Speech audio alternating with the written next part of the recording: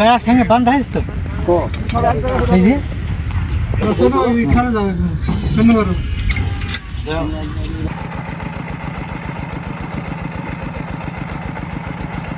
মাটির রাস্তা আছে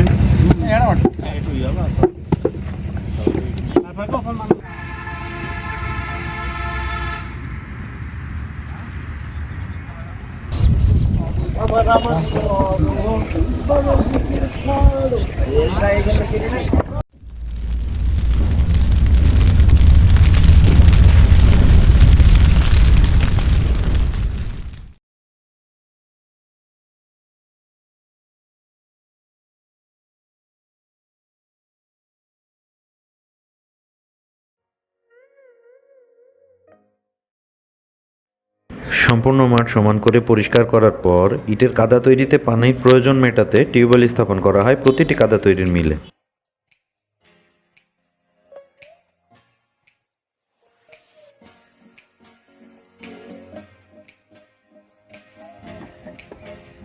এরপর নির্দিষ্ট মাপে ইট কাটার জন্য জায়গা বানানো হয়।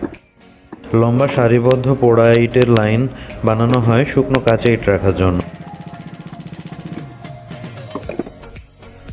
শুকনো ইট ভ্যানে করে পরিবহনের সুবিধার্থে প্রতি লাইনের পাশে রাখা হয় ভ্যানের রাস্তা। এই লাইনগুলোর মাঝে মাঝে ফাঁকা রাখা হয়, ফলে বৃষ্টির পানি হতে শুকনো ইটকে অনেকখানি রক্ষা করে।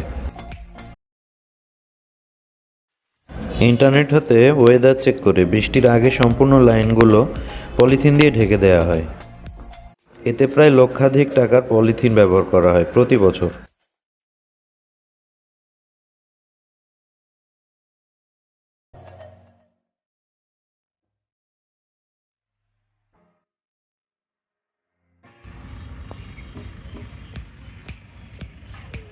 সম্পূর্ণ মাঠে ইটের লাইন হয়ে গেলে অনেকটা এমন দেখায়। এটা মাঠের একাংশ।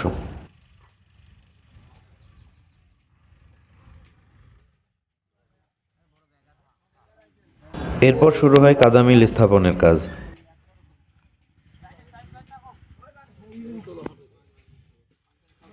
প্রত্যেকটা দলের জন্য একই প্রক্রিয়া পুনরাবৃত্তি হয়।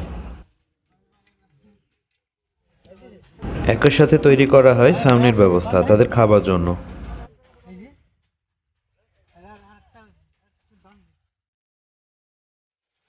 এই সেই ইটের ফর্মা, যার মধ্যে বালির আস্তরণ ব্যবহার করে কাদা দিয়ে ইট তৈরি করা হয়।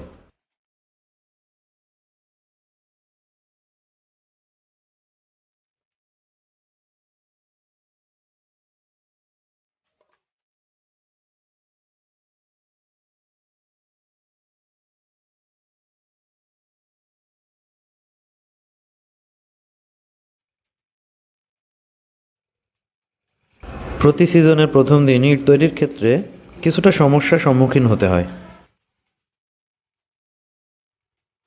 কারণ মাটি মেশিনে দেওয়ার আগে কিছুটা জায়গা আগে থেকে মাটিতে পানি দিয়ে মাটি নরম করে রাখতে হয়।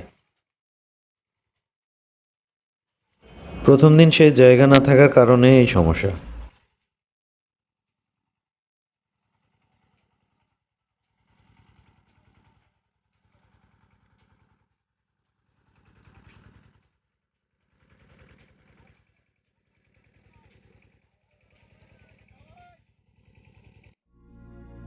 কিছুদিনের মধ্যে মাটি ফুরিয়ে এই খালি জায়গা তৈরি হয়।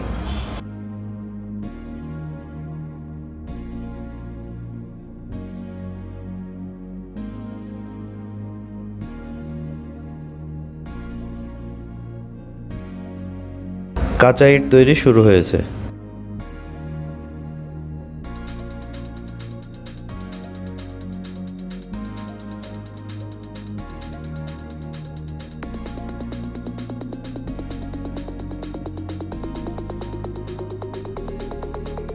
কিছুদিনের মধ্যে এই লাইনগুলো শুকনো ইটে পূর্ণ হয়ে যাবে।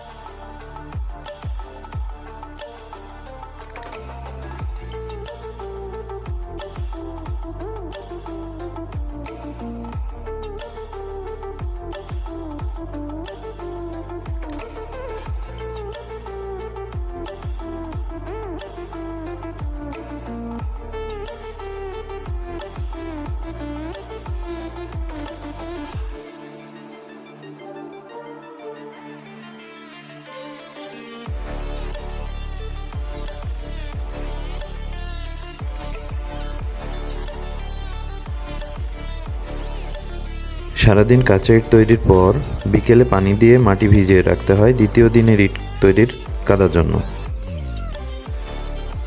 এতে শক্ত মাটিগুলো সারা রাত পানিতে ভিজে নরম হয়।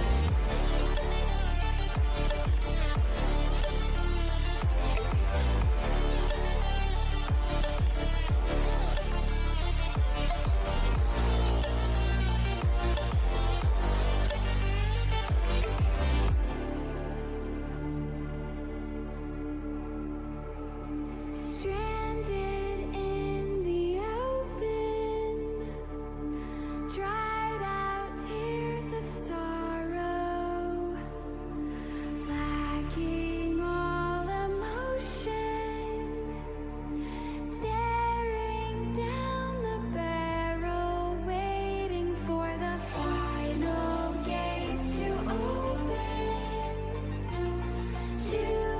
কাঁচা ইটগুলো 1 থেকে 2 দিনের ভিতরে কিছুটা শক্ত হলে এভাবে খাড়া করে দিতে হয় রোদ ও বাতাসে শুকানোর জন্য।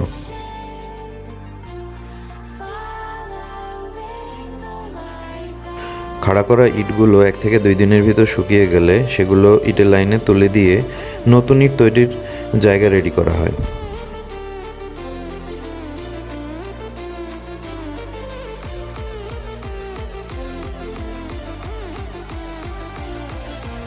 দেখতে দেখতে একসময় সম্পূর্ণ মাঠ শুকনো কাঁচা ইটে পূর্ণ হয়ে যায়।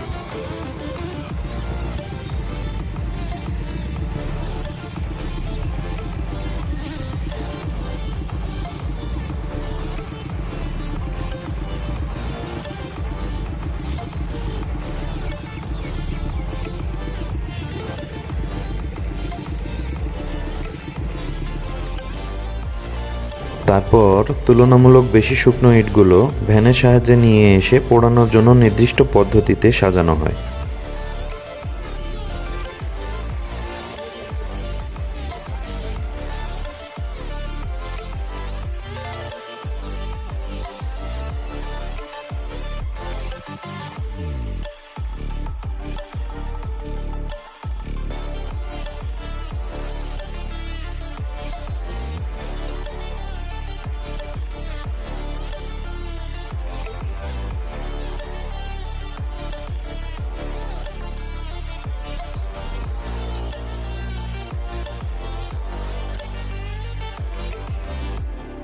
আগের পর্বের লিংক ভিডিওর শেষে ও ডেসক্রিপশনে দেওয়া থাকবে।